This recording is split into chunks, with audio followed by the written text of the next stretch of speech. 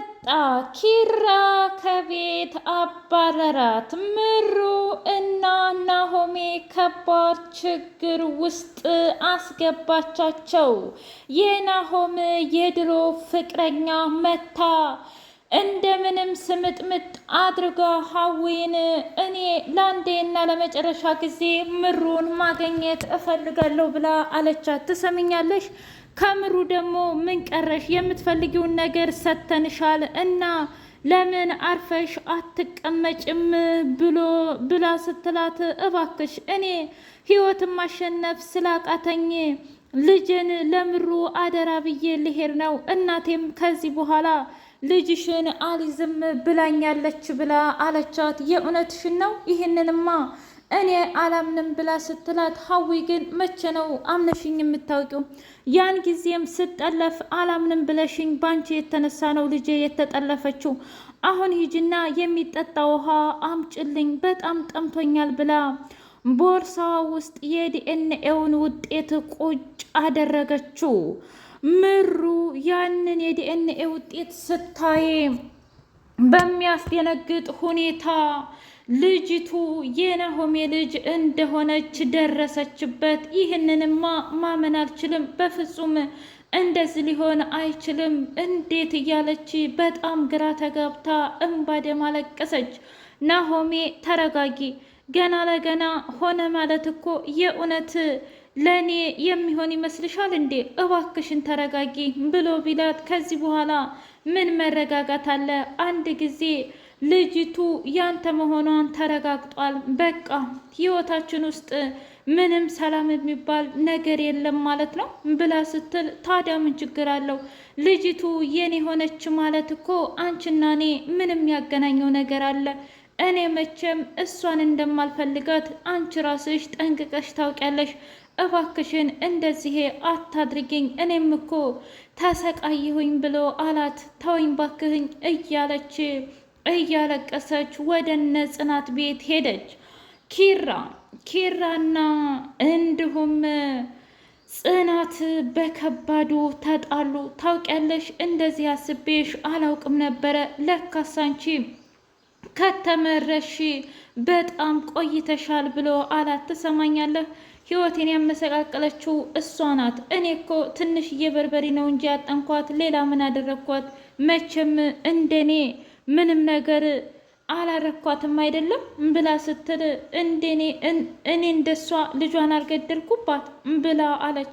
በይ አሁን ሌላ የምልሽ ነገር የለኝም፣ ከቤቴ ውጭልኝ። እንዳንቺ አይነት ሴት አይደለም ላፈቅር፣ በምን ቀን ራሱ እንድተዋወቅኳትና እንዳገባኋት አላውቅም። ለማንኛውም ይሄን ሁሉ ጉድ ለአባትሽ ተናግሬ ፍች ፈልጋለሁ ብሎ አላት። ምን እያልክ ነው ኪራ? በቃሽ ጽናት፣ እንደ በግ ዝም ብለሽ ስትነጅኝ ቁሜ የማይ ወንድ አይደለሁም። በእርግጥ አንቺን እወድሽና አፈቅርሻለሁኝ፣ ከምንም በላይ በህይወቴ ላንቺ ልዩ ቦታ አለኝ፣ ግን እንደማትመጥኝኝ ዛሬ አረጋግጫለሁ ብሎ አላት። ምን እያልክ ነው?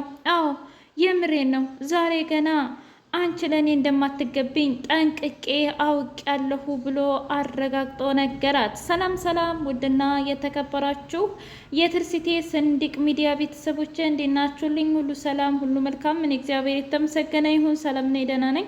ለዚህ ቻናል አዲስ የሆናችሁ ሰብስክራይብ እያደረጋችሁ ቤተሰብ የሆኑ ነበር ቤተሰቦቼ ስለምትከታተሉኝ እጅጉን አድርጌ አመሰግናለሁ። እጅግ አስተማሪውና አጓጊው ጽናት ድራማ እንደቀጠለ ይገኛል።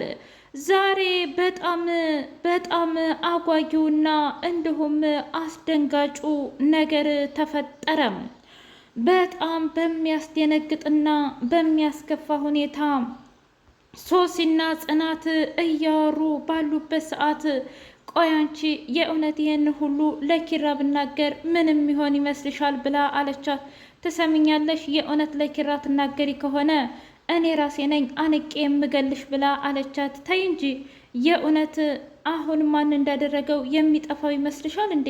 እናገራለሁኝ ብላ አለቻት። እንግዲህ ኪራ ካመነሽ ለምንድን ነው የማትናገሪው? አሁንም ሂጂ ብላ ስትላት ኪራ ጆሮ ውስጥ ገባ።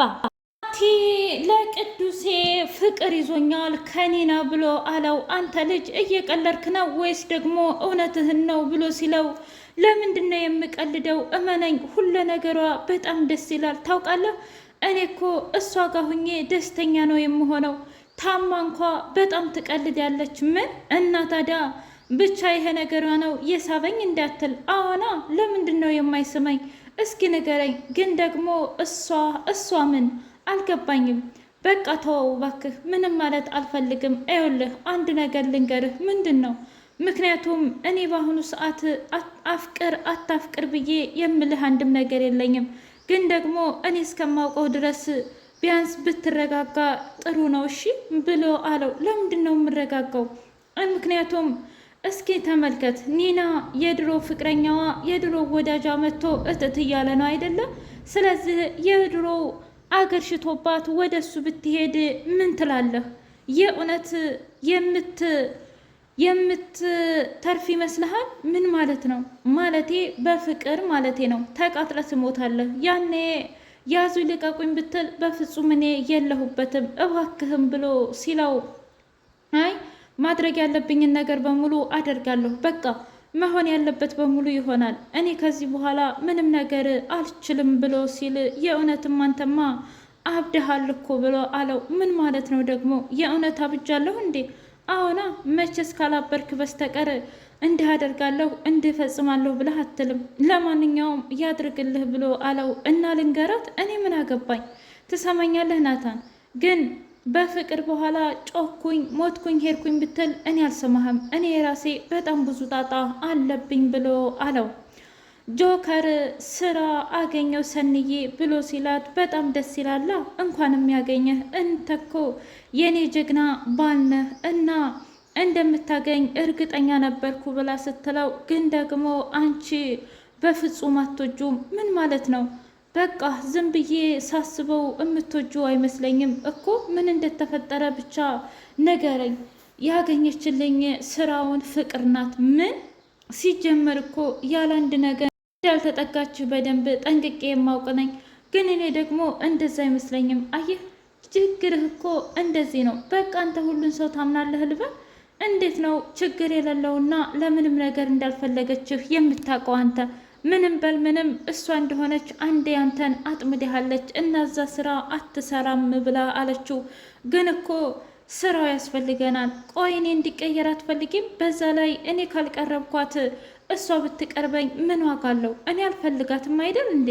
አይ ፈለግሻትም አልፈለግሻትም እኔ ምንም ፈለግኩትም አልፈለግኩትም ምንም አይመለከትም። በቃ አትሄድም ብያለሁ አትሄድም ብላ አለችው። እሺ አንቺን የሚያስደስትሽ ከሆነና የእውነት አንቺ ለእኔ እንደዚህ አይነት ምኞት ከሆነ የምትመኝልኝ ችግር የለውም። እኔ ባልሄድም እኮ ምንም የሚያስፈራ ነገርና የእውነቴን ነው ምልሽ፣ አንቺን የሚያስከፋሽ ከሆነ ሌላ ስራ እሰራለሁ ብሎ ሲላት፣ አዎ እውነት ለመናገር ሌላ ስራ ብትሰራ ይሻልሃል።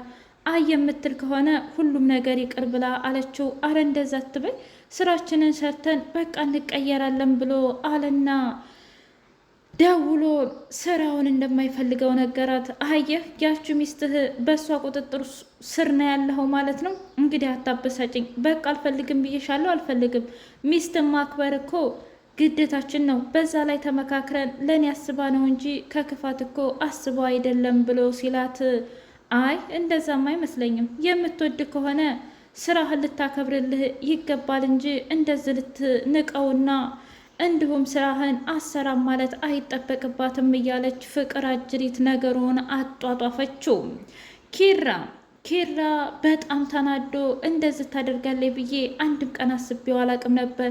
ቆይ ጽናት ከመቼ ወዲህ ነው እንደዚህ የተቀየረችው? እኔ ሳውቃት በጣም ሚስኪንና የዋህ ሴት ነበረች።